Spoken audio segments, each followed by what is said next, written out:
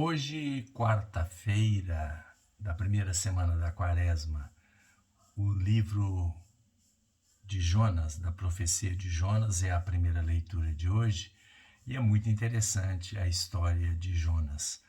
Então, vou escolher esta leitura para a nossa reflexão. Em primeiro lugar, o texto da Palavra de Deus. Leitura da profecia de Jonas. A palavra do Senhor foi dirigida a Jonas pela segunda vez. Levanta-te e põe-te a caminho da grande cidade de Nínive e anuncia-lhe a mensagem que eu te vou confiar. Jonas pôs-se a caminho de Nínive, conforme a ordem do Senhor. Ora, Nínive era uma cidade muito grande. Eram necessários 3 dias para ser atravessada. Jonas entrou na cidade percorrendo o caminho de 1 dia. Pregava ao povo dizendo: ainda 40 dias e Nínive será destruída. Os ninivitas acreditaram em Deus, aceitaram fazer jejum e vestiram sacos desde o superior ao inferior. A pregação chegara aos ouvidos do rei de Nínive. Ele levantou-se do trono e pôs de lado o manto real, vestiu-se de saco e sentou-se em cima de cinza. Em seguida, fez proclamar em Nínive, como decreto do rei e dos príncipes: homens e animais, bovinos e ovinos, não provarão nada. Não comerão e não beberão água. Homens e animais se cobrirão de sacos e os homens rezarão a Deus com força. Cada um deve afastar-se do mau caminho e de suas práticas perversas. Deus talvez volte atrás para perdoar-nos e aplacar sua ira, e assim não venhamos a perecer.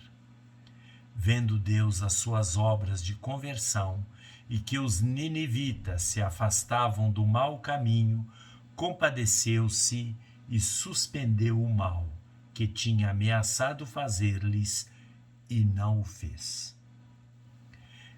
Nós sabemos a história de Jonas completa, né? Quando Jonas viu que Deus o teria mandado para Nínive, para lá pregar a conversão e o arrependimento dos pecados, ele ficou muito atemorizado. E por isso pegou um navio contrário. Pois é, não adiantou nada. O navio naufragou. Aliás, na verdade o navio não naufragou. O navio estava por naufragar e eles acreditavam que havia algum azarado dentro do navio e lançaram a sorte, na verdade lançaram o azar, e caiu sobre Jonas. Eles jogaram Jonas no mar, segundo a história. Jonas foi por barriga de uma baleia que o engoliu e ele ficou 3 dias lá e foi vomitado na praia de Nínive. Não adiantou muito, né?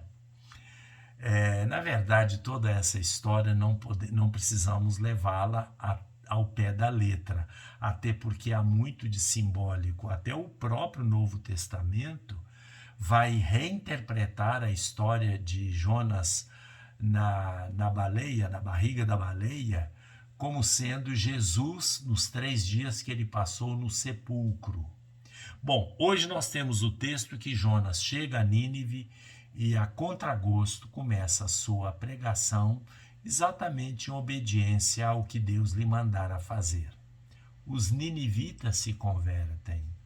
Aqui nós temos aqueles elementos, aqueles sinais muito comuns na Bíblia nos tempos antigos, os sinais exteriores de que alguém está se dispondo seriamente, interiormente, a mudar a sua vida.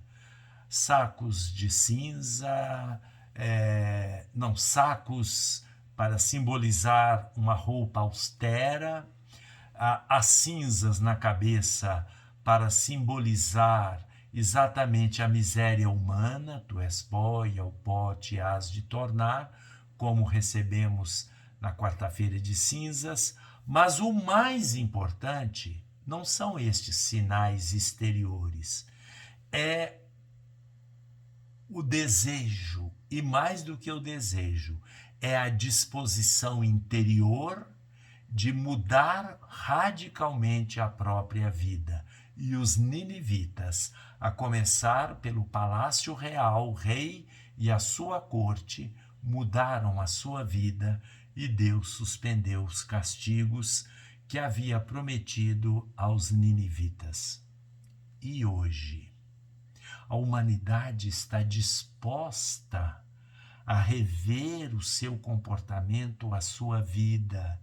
E nós, individualmente e como igreja, estamos dispostos a mudar a nossa vida, porque precisamos mudar e muito, inclusive em termos institucionais, inclusive autoridades da igreja. Estamos dispostos a mudar a nossa vida? Porque o castigo já está aí presente. Parece longe, mas não está longe a guerra. A guerra chega até nós. Mas pior ainda do que a guerra é a destruição dos nossos valores. Nós sabemos, e eu sei, quando eu comecei meu ministério em Belo Horizonte, há 40 anos atrás, a cidade de Belo Horizonte contava com 93% de católicos. Tudo indica que Belo Horizonte hoje não tem sequer 40%, se aproxima dos 30% os que se declaram católicos. É o castigo sobre a nossa igreja. Precisamos rever os nossos métodos pastorais, a nossa liturgia, a nossa vida particular como padres e também bispos. Precisamos rever a nossa vida, acolher a palavra de Deus nesta quaresma que nos chama à conversão, à penitência.